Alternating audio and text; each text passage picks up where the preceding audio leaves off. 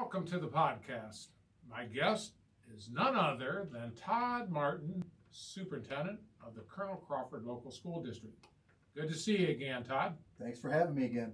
All right, we've had some kind of wild weather here. This, I will call it winter, spring. We are now actually into spring. So therefore, I understand we're transitioning as well in the sports arena in this area, correct? We are. This is a big transition for school administrators and coaches and kids. Sure. We're going from winter sports, where we saw our boys basketball team that was picked 5th preseason, tie for first with 3 other teams.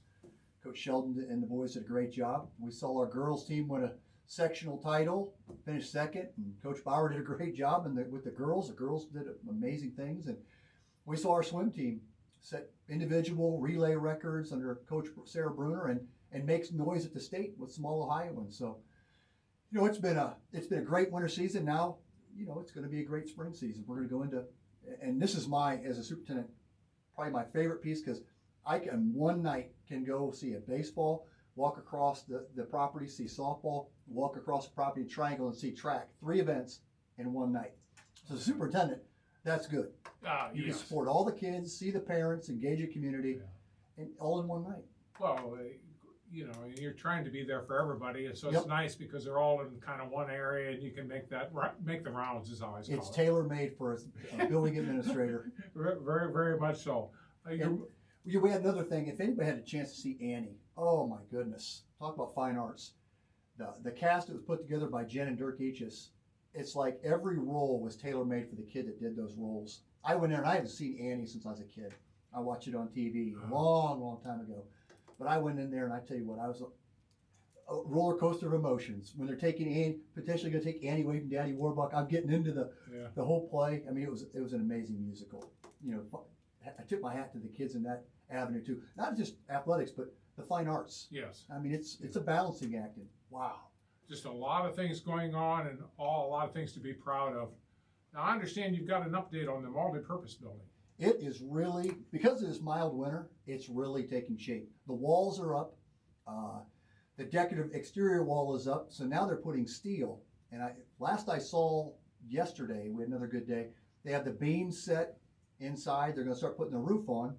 And once the roof goes on, they're going to pour the multi-purpose floor and then close it up, and that thing's really going to take shape fast. So we're excited. That's 10,500 square additional feet of what the district has needed desperately over the years.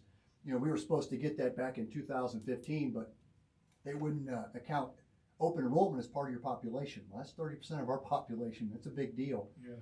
So with the COVID money, with money left over from a 2015 project, we've been kind of socking away.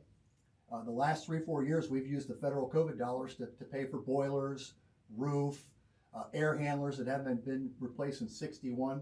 We've done all these fix-ups and kept this pool of money. So, people, how you doing this without going back to the voters? Because we've been really good stewards of the money. So we took a 10-year lease purchase agreement out. It's callable in 3 years, so we can pay it off early. But right now, it wouldn't pay to do that. We're earning 5.5% on our money right now in the bank in Star, Ohio, and the interest on the loan for this building is only 4.29. Okay. So it pays to not pay it off right now and earn interest on that money. And David Sheldon, our treasurer, he's the master of looking at all these equations and figuring things out. And I just sit back and watch him in awe, and he reports out, and I'm like, that sounds good. I mean, we earned over $400,000 in interest alone last year as a district. Wow. So with the way the interest rates are, it's benefited us huge. Without this, I don't know that we could afford to do this project without going back to the voters. So we're very excited. You're very blessed there. We are. I mean, you're talking about kids no longer have to sit in the hallways when it rains for recess and lunch. They got a place to go. You can do STEM projects. You can do baseball, football, basketball. You can do everything. I mean, this building's going to be for the community. We've had people that can't get gym time that do our elementary programs because when you only have 2 gyms, there's no gym time. Right. This is really going to enhance the district. I'm excited. They're looking for an August finish. So we open up school next year. It's going to be ready. It's going to be ready to rock and roll. Well, I'll tell you, just a lot of great things, happening there. Now, I'm going to entitle this next part here, coming and going. In your case, it's going and coming. And now, for those that have not heard the news, that how should I say, you are retiring your role at Colonel Crawford, correct? It's not that you're retiring. How would you state that? I'm transitioning. I like Transitioning from Superintendent Colonel Crawford Okay, to a larger organization called North Central Ohio ESC. okay, And I've worked with this organization for the past 12 years. Firsthand, they provide professional development for our teachers, our admins, our aides, our bus drivers. They provide curriculum consultants. They're the ones, every time the General Assembly rolls out a new law that we have to meet the mandates, Sure. they're people are first getting trained and then training us. It's a top-notch organization. So, I thought when the opportunity came, I thought, why not try this? I'll still be working with Colonel Crawford yes, in a different capacity, but I'll also be working with a large range of schools from Richland, Marion, Seneca, Wyandotte, Crawford counties. It's just a lot bigger footprint. And they say, if you stay too long in your comfort zone, you stop growing. So it's time to step out of my comfort zone because I still think I got a lot of growing to do. yeah, I'm not ready to retire and step away from it. I'd like to go 40 years. This is year 32. I'd like to hit 40. It's a shame sometimes when administrators get out early. You get to year 30, you got a grip on how to do the job. You got a grip on what you're good at and what you're not good at, what you need to get better Right. at. You got a grip on how to deal with people. You need to stay at it a little bit longer. Yeah. You got more to give, and I just think I got a lot more to give. So we're going to keep doing it.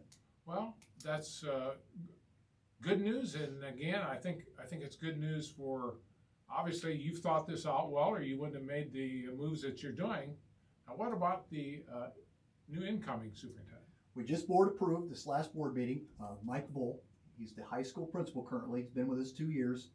He is a hardworking, knowledgeable, just a good human being.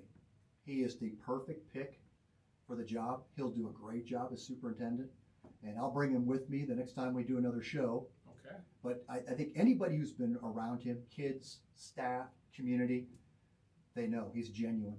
And I think once we announced who my replacement was going to be, a lot of anxiety was gone. There's always that anxiety when you replace the leader of a district. Who's going to come in? What changes? Is it going to be somebody that's going to pound their chest? I mean, what type of leader are you going to get? And people know what type of leader he is. So, we went from being anxiety to, we're going to be okay. Yeah. And we truly are. Colonel Crawford's going to be okay. Well, what's nice is, you've had some time for this transition. And so when you have some time for that transition, you can calm some of these people's fears if they're fear of that. I can understand, because anything with change with people is normally isn't always well received. But like you said, if you can transition in a nice, smooth, cohesive way, that's wonderful. And I applaud your efforts on that. Now, this is going to be a little odd, or something we like to kind of digress off into things that's not always just about the district. But I like these things. What about these 5 things that adults, what's this now that we want to talk about? 5 things that, From years of dealing with people, Yes. watching leaders, some leaders that I've worked under, I would say leader. I've worked under that guy who, would beat his chest and make you feel that you can't approach him. And I remember as an early educator looking at that individual and saying, if I ever get the opportunity to be a leader, I'll never be that leader. And then I've had opportunities to be under just absolute rock stars who just were good with people, made you feel engaged. And I always would think, if I ever get the opportunity, I want to be like that leader. So, and I like to read. People that know me know I like to read books. Probably more so in the last 3-4 years. yes. I've seen a lot of authors talk about in their books, if you can commit to 15 to 30 minutes a night, and I try to commit 30 minutes a night to sit down, you can read 10 to 12 books a year. Well, if you can't grow reading 10 to 12 books a year, you're not retaining anything. I think people miss it when they don't take the opportunity to read. I don't care what walk of life you're in. I don't care if you're a stay-at-home mom. That's probably the toughest job there is. Yes. If you take time to read and reflect, you're going to grow. And as John Maxwell would say, standing on the back of others, you can gain ideas. They may not be yours, but you're going to tweak them to be more like you. My top 5 for any adult, I think if you do these 5 things, you can be successful in any organization and probably influence that organization. One would be model the behavior you expect of others. Yes. You know, Paul Harvey said, if you don't live it, you don't believe it. You know, Kelly Croy in his book, Along Came a Leader, made the statement that everyone in some form mimics their boss. Not necessarily, they mimic what he does, not necessarily what he says. So I think modeling the behavior is huge, not just as a leader, but as a teacher. You know, as an upperclassman, as a captain of a team, you model behavior you want others to do who look to you, you know, that you have influence over. So I think that's huge. Positive attitude. I think it's like a cold. It's infectious. You go into a system, I don't care what walk of life you do, if it's factory, if it's education, you go in with a positive attitude, it's infectious. Others start to, it's like a cold, it spreads. But on the other side of that coin, you go in with a poor attitude, it's just as infectious, maybe more so, yes. and damaging. So it can be very toxic. It can. So I think you want to, anytime you are in a position to influence people, really step back and look. What am I spreading? Yes, that's a good way. The good stuff or the bad stuff? You're right. You know? And then I'll go on my last point, talks about that a little bit. And the next one is from Stephen Covey. Seek first to understand before seeking to be understood. You know, I think that's huge. I've seen it written that the less you talk, the more people listen. I think it's true. I think anybody you engage, if they don't feel they've been heard, they're tuning you out because they're thinking about what they want to say. You got it. But if you let them go first and get it all out there, and when they're done, you take it all in, because it may change how you're going to engage them, what you hear. Yes. Then you engage them. Yes. So I think that's a huge point. Make relationships a priority. I think in education, it's like a big puzzle. You have academics, staff, students. You have the fine arts. You have athletics, academics, athletics. You have all this, but there's still something missing in that puzzle. If you don't put relationships in there to complete that puzzle, your teams aren't going to do well, because you have to have cohesiveness on your teams. You have to have a relationship with your coaches and students. In the classroom, if the teacher didn't have a relationship with the students, they're checking out. You know, they're not engaged.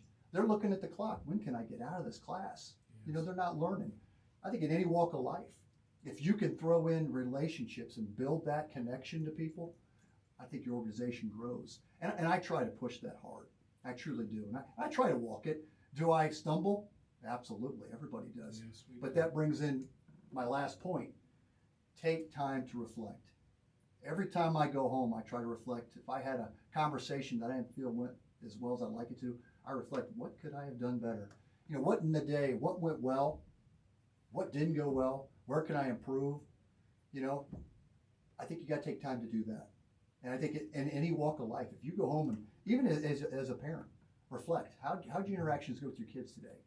You know, how engaging were you? Reflect on it. It doesn't have to be long, but you got to find that quiet time away from the hustle bustle to reflect, to grow any organization, to grow any family, to grow anything, to grow yourself. I think all your points are well taken. I would throw one in here, and I like to use this one a lot, but again, my background has been quite unusual.